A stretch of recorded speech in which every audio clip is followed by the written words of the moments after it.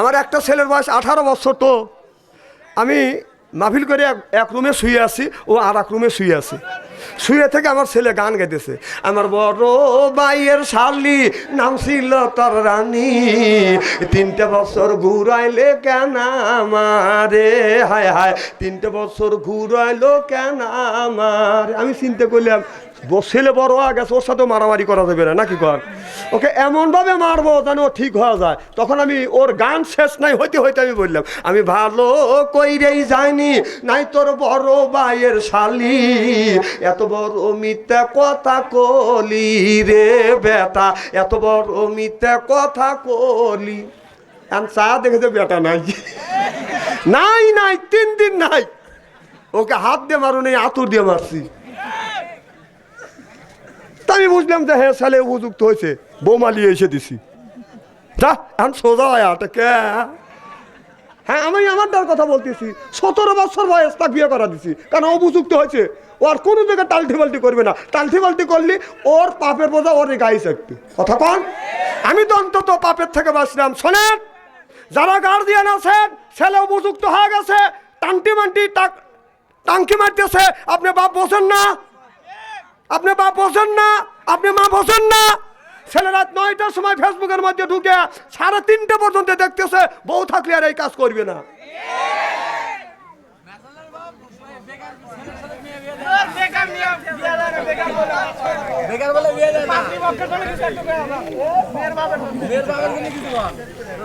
মেয়ের বাপরও একই অবস্থা। তুমি ফিরি দিবে চাবি, এটা নিয়ে আর কি ফিরির দিন আছে নাকি? আপনার মেয়ে বড় হয়েছে, আপনার মেয়েকে বিয়ে দেন। অনেক ছেলেরাঙ্গে চিঠি লিখছে, হুজুর আমরা বিয়ে করব 2 জন, কিন্তু মা বাবা রাজি হয় না, এখন কি করা যায়? কম পলা নাকি এসে আর কি ফতুয়া দেবো? তোর বাপ মা যদি রাজি না হয়, বাপের হাত থেকে বাঁচে, পলা যা বিয়ে কর, এক কাম হবে। কথা কর।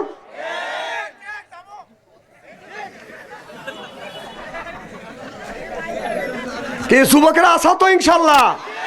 নারাই তাকবীর, আল কোরআনের আলো, আল হাদিসের আলো, নারে তাকবীর। আমি আপনারা খুব বেশিক্ষণ কষ্ট দেবো না, তাবারকের প্যাকেট হয়ে গেলেই আমি মোনাজাত করে দেবো ইনশাল্লাহ। এরা খালি সব মনে মনে বলতে হুজুর তাবারক নিয়েছেন, আপনার ওয়াজ আমারও শোনা লাগবে না। অত উচিত কথার ওয়াজ কে আর সেই দিন আছে নাকি? ওয়াজ করা লাগবে টেল টেলে। আমি এই ওয়াজ জানি, জাকারিয়া আলাইহিস সালামকে দাওয়া ধরছে, জাকারিয়া সাল্লাম গাছের মধ্যে ঢুকছে, গাছ সহ জাকারিয়া নবীকে কেটে ফেলছে, এই ওয়াজ জানি। এই ওয়াজ করে মানুষকে আল্লাহর রাস্তা আনা যাবে না, এটা অন্যায়, এটা করা যাবে না, এটা ন্যায় করতে হবে। ন্যায়ের পক্ষে কথা বলতে গেলে জেল খাটা দরকার হলে জেল খাটবো, জরিমানা দেওয়ার দরকার হলে জরিমানা দিব, প্রয়োজন হলে ফাঁসির মঞ্চে উঠবো, বাতিলের সাথে অবস্থায় সিল্লাকন, ঠিক কিনা?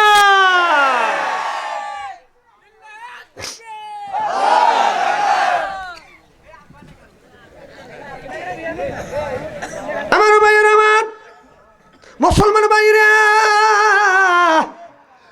আল্লাহর হাবিবের প্রিয় উম্মতেরা ভালো করে লক্ষ্য করে শুনুন। মা আমার নবী খাদিজাতুল কুবরার ঘরে দরজায় দাঁড়াইছে, নক করছে, একটা ডাক দিছে, অমনি দরজা খুলছে। সুবহানাল্লাহ। সালাম আদান প্রদান হয়ে গেছে। আমার নবী বলে, খাদিজা যতবার তোমার ঘরে দরজার পাশে আসছি রে খাদিজা, একটা ডাকের বেশি 2টা ডাক দিতে হয় নাই। না খাদিজাতুল কুবরা বলে, নবী গো আপনার আগে 3টা স্বামী সংসার করছে, এইরকম হয় নাই। ও নবীজি যতদিন ধরে আপনার সাথে ঘর সংসার করতেছে, আল্লাহর কসম আপনার আগে কোনোদিন বিছানায় পিঠ দিয়ে ঘুমোতে যাই না। চিল্লাকান আল্লাহু আকবার। যতক্ষণ পর্যন্ত আপনি বাসায় না আসেন, ঘরে না আসেন, আমি আপনার বিবি খাদিজা ঘুমাতে যাই না গো নবীজি। দরজার সাথে পিঠ লাগাইয়া লাগাইয়া আমার স্বামীর জন্য আমি অপেক্ষা করি, কখন জানি আমার স্বামী, আমার বিশ্ব নবী আমাকে খাদিজা বলে ডাক দিবে। ও নবীজি আপনার জবান থেকে খাদিজা ডাকটা শোনার জন্য আমি খাদিজা দাঁড়া থাকি, যখন খাদিজা বলে ডাকে দেন, আমি খাদিজা আমার আত্মা বরিয়ে যায়। সুবহানাল্লাহ। আর আমরা ভোগ যদি একবার সারা 3 মিনিট ডাক দিয়ে সালমার মা ওকে ফের ফের করো কে?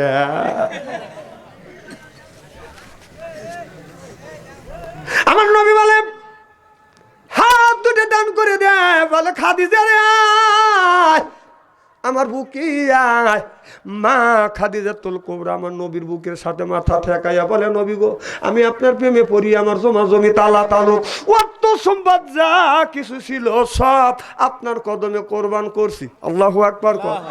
দেখে নবীর মুআজিজা, ধন্য হলো বিবি খাদিজা। দেখা নবীর মুআজিজা, ধন্য হলো বিবি খাদিজা।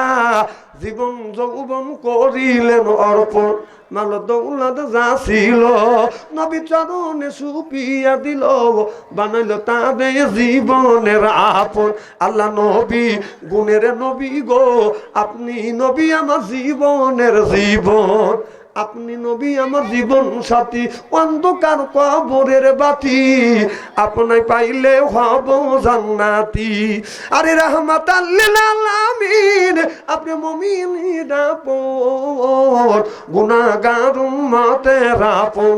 আল্লাহ নবী গুণের নবী গো, আপনি নবী আমার জীবনের জীবন। সুবহান আল্লাহু আকবার। আমার নবী অমনি আর দেরি করলেন না, এরকম করে খাদিজাতুল কুবরার চুলটা এরকম করে ধরে চুলো ধরে চুমো দিল। খাদিজাতুল কুবরা বলে নবী গো আপনার আগে 3টা স্বামীর সংসার করেছি। ও নবীজি এই চুলটা কোন জায়গা পড়ছে, কার পায়ের নিচে পড়ছে? নবী গো আপনি আমার চুলে চুমন দিলেন। আল্লাহ নবী বললেন খাদিজা আমি নবী তোমার চুলে চুমন দিয়া নারীদের ইজ্জত আর মর্যাদা বাড়িয়ে দিয়ে গেলাম। রাসূল বলেছে আমি নবী বিবির চুল ধরে চুমা দিয়া, বিবির চুল ধরে চুমা দেওয়া আমি নবী আমার আদর্শ ভিত্তিক সুন্নাত। সুবহানাল্লাহ। আমরা কি বিবির চুল ধরে চুমা দিছি? কোন বেটা ছাল দিছি একটু হাত তুলে দেখান, একটাও নাই। এ তুই বিয়ে করছিস? বিয়ে না করেও না না বিবির চুলে চুমা খাবেন না কেন? আমরা বিবির চুল ধরে চুমা খাইছি। এই যে আসবার সময় বিবি বললাম আইসো, টেলিং তো আমাদের আছে, যেই আইসে জরা ধরে কপালে একটা চুমা মারছি। আপনি যখন বাড়ির থেকে বের হবেন বিবির কপালে চুমো দিবেন, উমরা হজের সওয়াব পাবেন। সুবহানাল্লাহ। জোরে কর, মাংনা মাংনি চুমো দিবেন যাই নেই। কারণ 1.5 লক্ষ 1,20,000 টাকা লাগালে উমরা হজ করতে, আর বিবি কপালে একটা যদি চুমো দেয় উমরা হজের সওয়াব পাবো। যখন বিবিকে চুমো দেবো, বউ যদি আগে যদি 50% ভালোবাসা দেয়, ওই চুমো খাওয়ার কারণে ওই 100% ভালোবাসা দিবি। এখানে সওয়াব, এখানে সওয়াব। না না তোমার কপালে হবে বাবা। যুবকরা খালি আফসোস করতেছে কপালে নাই। হবে হবে, কি যুবক হবে ইনশাআল্লাহ। দোয়া করি তোমাদের হবে।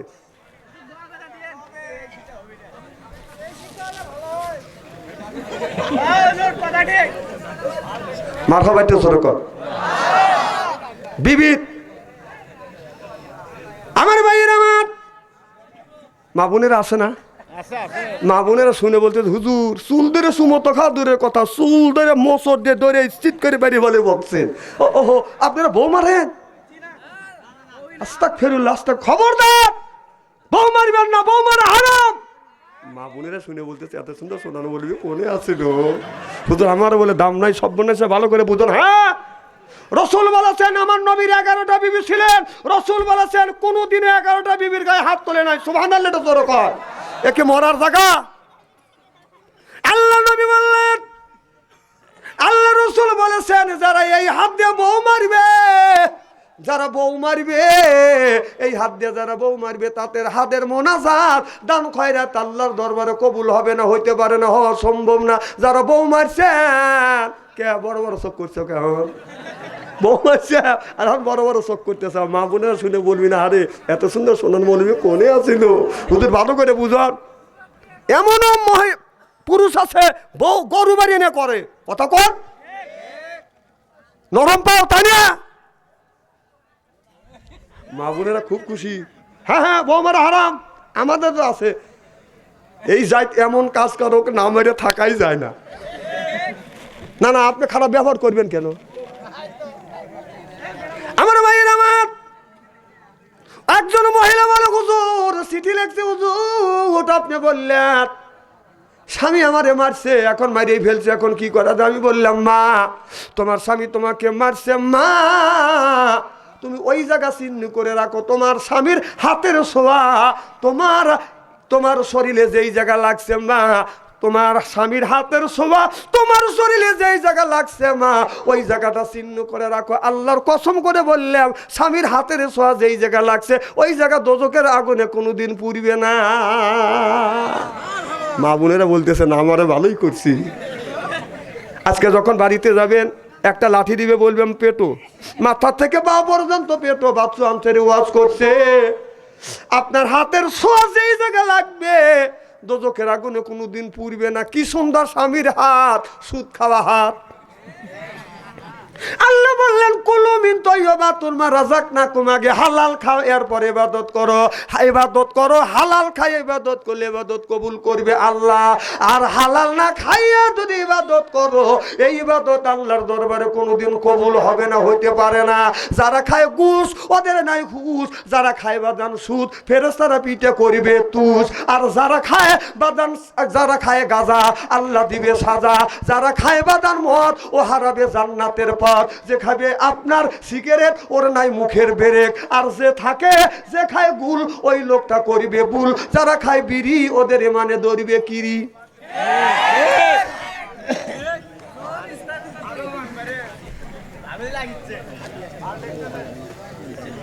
আমার ভাইয়ের আমার বাবা, আমার কথা ওভারটেক করলে তোমাকে ভালো করবে না।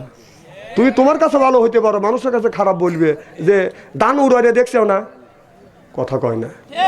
এখানে দান বলছিল তাই না? এই দান উড়াইছে কি দিয়ে? কুলো দিয়ে অথবা ফ্যান দিয়ে। দানগুনি কাছে পড়ে, সিটে গুনি ফাঁকে পড়ে, আর যে গুনি আগাইলে কোথায় পড়ে? আর কি বলা লাগবে নাকি? কি বলা লাগবে?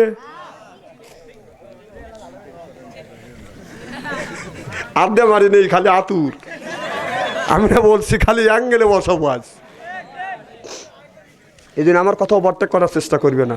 মারহাবা কর আমার ভাইয়ের, আমার মুসলমান ভাইরা, আল্লাহর হাবিবের ব্যাম্মাদেরা ভালো করে লক্ষ্য করে শুনুন, আমলে নিয়েতে বাদান শুনতে হবে।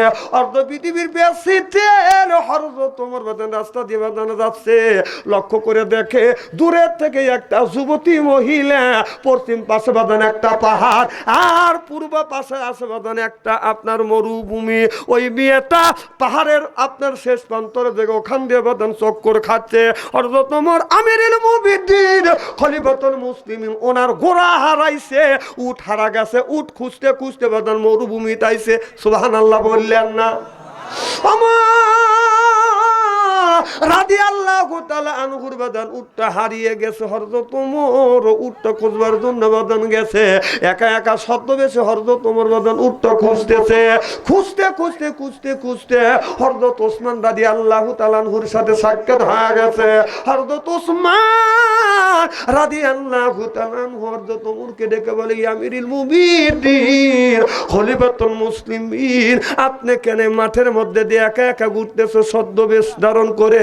হযরত ওমর বলে, ভাই ওসমান, রাষ্ট্রীয় উট হারিয়ে গিয়েছে, উট আমি খোঁজাখুঁজি করছি। হযরতে ওসমান রাদিয়াল্লাহু তাআলা আনহু বলতেছি, আমিরুল মুমিনিন, আপনি হলেন অর্ধ পৃথিবীর প্রেসিডেন্ট, আপনি কেন উট খুঁজবেন? আপনার তো গোলাম আছে, চাকর আছে, তারা যায় যেন খুঁজে নিয়ে আসে। হযরত ওমর বললেন, এরা তো রাষ্ট্র প্রেসিডেন্ট না, আমি হলাম রাষ্ট্র প্রেসিডেন্ট। একটা উট যদি হারিয়ে যায়, আল্লাহর আদালতে আমারও জবাবদিহিতা করতে হবে। সিল্লাকান আল্লাহু আকবার। আর আমাদের দেশের লক্ষ লক্ষ কোটি কোটি টাকা মাইরিয়া নিয়ে বিদেশে যায় বাদান পার হয়েছে, ওরা চিন্তাও করে না আল্লাহর আদালতে জবাব দেওয়া লাগবে। সিল্লাকান ঠিক কিনে? হযরত ওসমান বললেন, ভাই ওমর, আপনি আমার বাড়িতে রেস্ট নেন, আপনি অর্ধ পৃথিবীর প্রেসিডেন্ট, আপনি রেস্ট নেন, আমি উটটা খুঁজে দেই। সুবহানাল্লাহ। হযরত ওমর রাদিয়াল্লাহু তাআলা আনহু বললেন, ভাই ওসমান, উঠ হারাইছে আমার, তুমি কেন উঠ খুঁজবে, তুমি থাকো, আমার রেস্ট নেওয়ার সময় নাই। হযরত ওমর উঠটা খুঁজতে খুঁজতে লক্ষ্য করে দেখে একটা যুবতী মহিলা মেয়েটার দিকে আস্তে আস্তে বাদান আগা যাচ্ছে। হযরত ওমর উঁচা মানুষ, বড় বড় চোখ, যেমন উঁচা তেমন চোখ, তেমন তার চেহারা বাঘের মতো বাদান দেখা যায়। মেয়েটা 3 দিন ধরে ওয়ানা হারে ওই মেয়েটা ওই জায়গা বাদান চক্কর খাচ্ছে। মেয়েটার দিকে যখন আগা যাচ্ছে মেয়েটা মনে মনে চিন্তা করতেছে, আল্লাহ আমি 3 দিন কেন না হারি, আমি রাস্তা হারিয়ে নিয়েছি।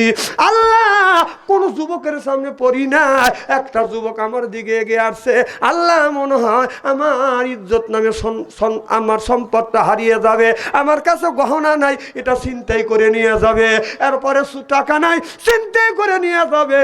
এই যুবক যদি ইজ্জত আমলা করে আল্লাহ আমি ইজ্জত হারিয়ে ফেলবো।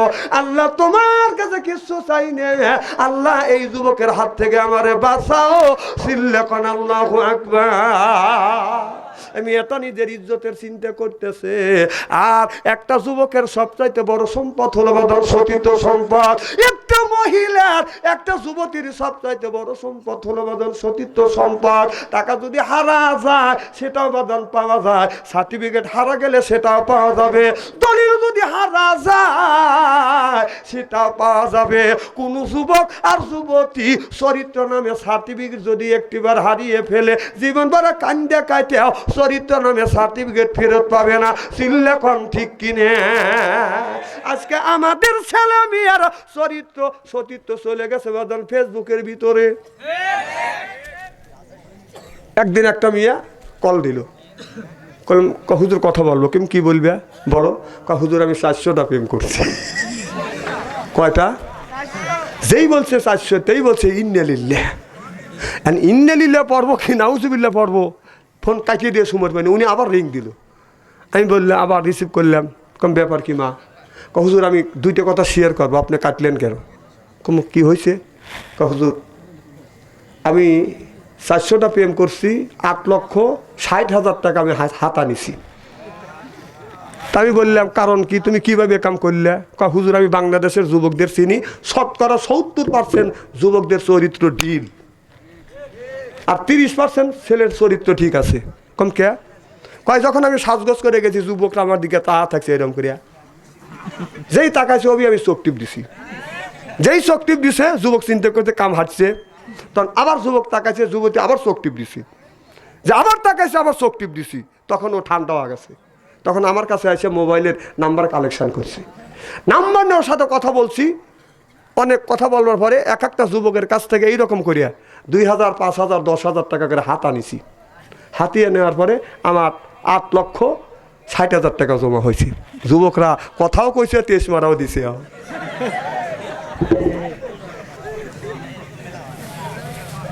সত্য কথা বলতেছি, সত্য কথা বলতেছি। সেই মেয়ে নিজে বলছে, ভুল স্বীকার করে বলতেছে, হুজুর আমি ভুল করছি, এখন কি করা যায়? আমি বললাম যার যার কাছ থেকে টাকা নিছা তাদের কাছে টাকা ফেরত দিবে, ওদের কাছে মাপ চাইবে, তবেই তুমি মাপ পাইতে পারো। যুবক বলছে, যুবতী বলছে, হুজুর আমি 4 লক্ষ টাকার মতো দিয়ে দিছি, আর টাকা আমি ওদের পাইও নেই, ফেরত দিতে পারি নাই, এইগুলি গরিব মানুষের কাছে বিতরণ করে দিছি, এখন কি আল্লাহ মাফ করবে? কম তাও আমি বলতে পারবো না, তুমি কাজ করছো ভালো, তবে তওবা করতে থাকো, আল্লাহ হয়তো তোমাকে মাফ করে দিবে। কে যুবক একটুখানি পিচ্ছি মিয়া, আর তার কাছে যে তুমি এই কাম ধরা খাওয়া গেলা।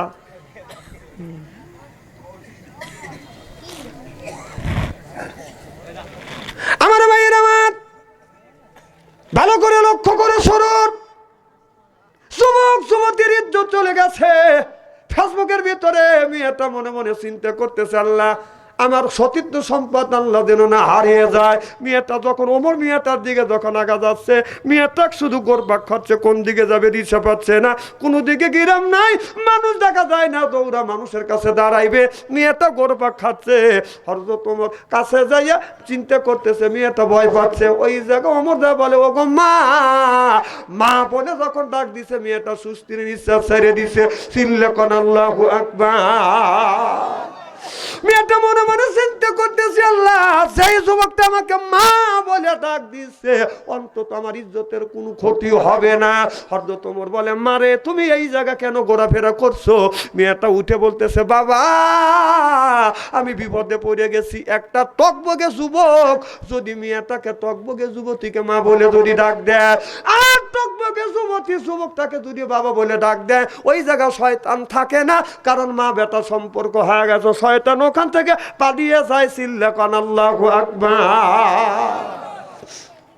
হযরত ওমর বলে, মা তুমি কেন মরুভূমির ভিতরে? মেয়েটা দেখে বলতেছে, বাবা আমি বিপদের মধ্যে পড়ে গেছি।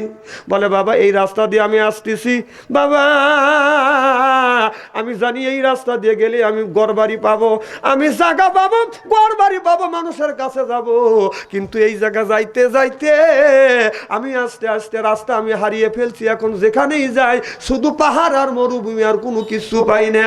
হুজুর একটু বাড়ি সন্ধ্যা হয়ে যাবে, আমি এখন কোথায় যাব, কোন জায়গা থাকবো? আমি এই সাইড রাস্তার মাথায় আসিয়াই আমি গোলক দাঁড়ায় পড়ে গেছি, আমি কোন জায়গা যাবো এই জানি, আমি গোরপাক খাচ্ছি। ও বাবা আপনার সামনে দেখা হয়ে গেছে, বাবা গো আমাকে একটু নিরাপদ স্থানে নিয়ে যান, আমাকে হযরত ওমর অর্ধ পৃথিবীর প্রেসিডেন্ট ওমরের কাছে আমাকে নিয়ে যান। চিল্লা কোন আল্লাহু আকবার। কথা বলতেছে কার সাথে? জোরে কোন বাবা। অর্ধ পৃথিবীর প্রেসিডেন্ট হযরত ওমরের কাছে আমাকে নিয়ে যান, না হয় তার বাড়ি পর্যন্ত পৌঁছা দেন। এবার হযরত ওমর বলে, মা বিপদে পড়িয়া যাই ওমরকে তুমি খুঁজছো, মা তাকিয়ে দেখো আমি অর্ধ পৃথিবীর প্রেসিডেন্ট, আমার নাম ওমর। যখন বলছে মা আমি হলাম অর্ধ পৃথিবীর প্রেসিডেন্ট, আমার নাম হলো ওমর, এবার মেয়েটা ওমরের মুখের দিকে তাকাইয়া 1 2 3 4 5 এইভাবে গুনতে গুনতে 18 পর্যন্ত গুনিয়া মেয়েটা মুস্কি হাসি দিয়া বলে, বাবা আমি বিপদে পড়ছি, 3 রাত 3 দিন আমি অনাহারে আসি, ক্ষুধার যন্ত্রণায় তন্তি ছিঁড়ে যেতে চাচ্ছে, আর পানি পিপাসায় কলিজাটা ছটবট ছটবট করতেছে। হুজুর আমি বলেছি ওমরের বাড়িতে নিয়ে যান, ওমরের সাথে একটু দেখা করান, ওমরকে চিনি না, আর আপনি ওমর বলে বলছেন, আপনি ওমর বলে দাবি করছেন, আপনি অর্ধ পৃথিবীর প্রেসিডেন্ট ওমর, আপনি ইয়ার কি করেন না, আমি ক্ষুধার যন্ত্রণায় ভুগছি।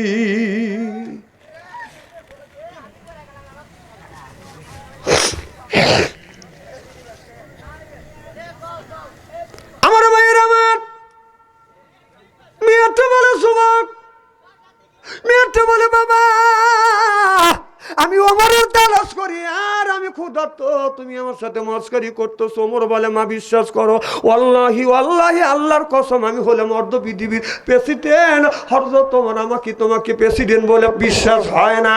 এবার মেয়েটা দেখে বলো, হুজুর বিশ্বাস হয়েছে যখন আপনি আল্লাহর কসম খাইছেন, তবে হুজুর আপনি যদি অর্ধ পৃথিবীর প্রেসিডেন্ট হন, আপনার শরীরে কেন 18 তালিওয়ালা জামা? চিল্লা কোন আল্লাহু আকবার।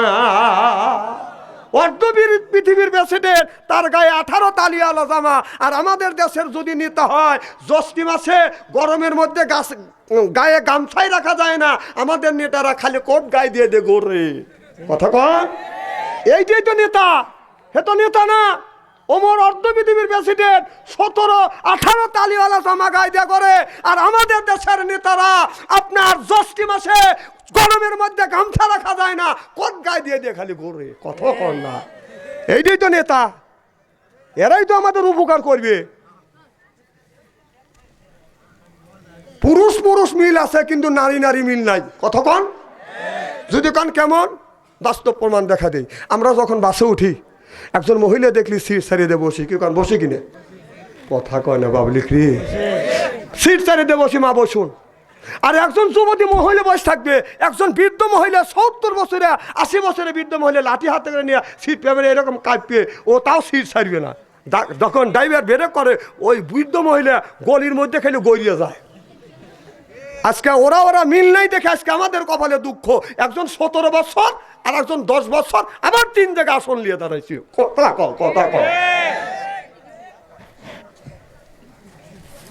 মৌলানা সব রাগ করতেছে, চলবে তো আর কিছু সময়। মারহাবা কর। এই সুযোগ মরুভূমির মধ্যে কেউ নাই যুবতী মহিলা, এরকম সুযোগ যদি আমাদের দেশের যুবকেরা পাইতো, রাস্তা দিয়ে একটা মেয়ে যাইতে পারে না, পিছন থেকে কুত্তা যা না করে আমাদের দেশে তাই। একটা হাদিস শরীফের মধ্যে পড়ছি যে এমন একটা জামানা আসবে, এই জামানার মধ্যে মানুষ রাস্তার মাঝখানে বসে জেনা ব্যবচারী করবে, একটা লোক বলবেও না যে বাবা এই কাম কি সদরে করে, এগুলি আউলা দারাজা করো গা, এটা বলারও লোক থাকবে না। সেই সময় হয়ে গেছে কুত্তা যা করে মানুষের সামনে, কুত্তা যখন এক কুত্তার কুত্তি যখন মেলামেশা করে, আমাদের দেশের যুবক যুবতী, বর্তমান দেশের যুবক যুবতী একটা যদি মোটা গাছ পায় ওখানে বসে ওক চুমা খায়। পার্কে যা দেখেন কি অবস্থা, তোমার মেয়ে ক্লাসের সুতা দিয়ে পার্কে যা ওভার ডিউটি করতেছে, ওইদিকে খেয়াল নাই।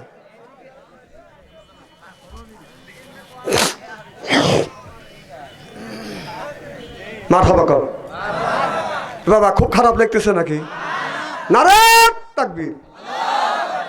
এবার মেয়েতে বলে হুজুর আপনি যদি অর্ধ পৃথিবীর প্রেসিডেন্ট হন, আপনার গায়ে 18 তালিওয়ালা জামা কেন? হযরত ওমর বলে মারে আমি মোটা খাই মোটা পরি, 18 তালিওয়ালা জামা আমি পছন্দ করি। সুবহানাল্লাহ। আর মানুষ বিপদে বলে মা, বিপদের সামনে যে আমি হাজির হই, উপকার করি, অন্যায় দেখলে প্রতিবাদ করি, হাতের দ্বারাই প্রতিবাদ করি, মুখের দ্বারা প্রতিবাদ করি, প্রয়োজন হলে অস্ত্র ধরি, চিল্লে কান আল্লাহু আকবার। বিধবাকে আশ্রয় দেই, বস্ত্রহীনদের কাপড় দেই। মানে তুমি বিপদে পড়ছো মা, চলো তুমি আমার বাড়িতে চলো, আমি হলে মধ্য পৃথিবীর প্রেসিডেন্ট, আমারে দিয়ে তুমি কি করবে? তোমার বলে মা, মেয়েটা বলে ডেকে বলে বাবা রে আমি আপনাকে দিয়ে গদকালি করাবো। সুবহানাল্লাহ। কিরে মা কি গদকালি করাইবে? বলে আমি হুসাইনের সাথে, আমি হযরত হুসাইনকে বিয়ে করতে চাই। বলে তুমি হযরত হুসাইনের সাথে কি তোমার সম্পর্ক আছে, দেখা হয়েছে? বলে না না, হুসাইনের সাথে আমার দেখা হয় নাই, কথা হয় নাই, তবে হুসাইনের যে বড় গার্জিয়ান আছে তার সাথে আমার কথা হয়েছে। সুবহানাল্লাহ। বড় গার্জিয়ান কে? কই হুসাইনের নানা, বড় গার্জিয়ান হুসাইনের মা। হযরত ওমর বলতেছে আমার আগে আবু বকর সিদ্দিক 2 বছর রাষ্ট্র পরিচালনা করছে, আমি এখন 8 বছর আমার রাষ্ট্র পরিচালনার বয়স মা। আমার নবী 10 বছর আগে দুনিয়ার থেকে বিদায় হয়ে গেছে। আমার নবী দুনিয়ার থেকে বিদায় হওয়ার পর হযরত ফাতেমা দুনিয়ার থেকে বিদায় হয় 6 মাস পরে বিদায় হয়ে গেছে। আর তুমি বলতেছো তারা কথা দিছে, কিভাবে কথা দিল? ডেকে বলো হুজুর আমি মদিনার মানুষ না, আমি হলাম রোম পারস্যের বাদশা, বাইসার বাদশা কায়সারের নাতি, আমার নাম হলো শহরবানু। চিল্লাখন আল্লাহু আকবার।